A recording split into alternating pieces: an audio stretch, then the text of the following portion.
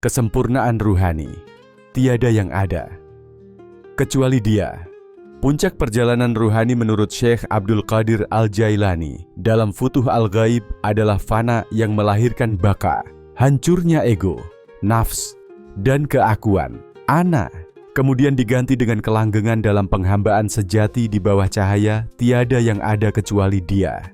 Pada titik ini, seorang salik mencapai kesempurnaan ruhani bukan karena ia menjadi sesuatu yang baru, tetapi karena ia telah menanggalkan seluruh tirai antara dirinya dan Allah.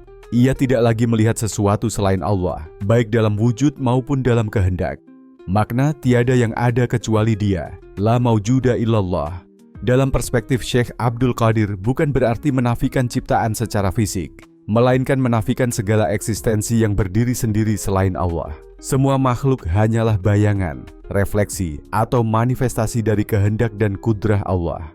Mereka hadir dalam keterbatasan, bergerak dengan izin, dan tiada daya tanpa perintah. Maka, orang yang telah sampai pada kesempurnaan ruhani akan melihat bahwa dalam setiap gerakan daun yang gugur, dalam detak jantungnya, bahkan dalam tarikan napasnya, hanya ada kehendak Allah yang sedang bekerja. Syekh menyatakan bahwa seorang yang telah sampai tidak akan melihat amalnya sebagai miliknya. Ia berkata, amalmu itu miliknya, bukan milikmu. Keberadaanmu pun bukan milikmu, hanya Dia yang wujud. Maka jangan mengaku-ngaku di hadapan yang maha memiliki. Inilah makam penghilangan identitas. Seorang arif sejati telah hancur di hadapannya, dan dalam kehancuran itu ia menemukan kehidupan yang sejati.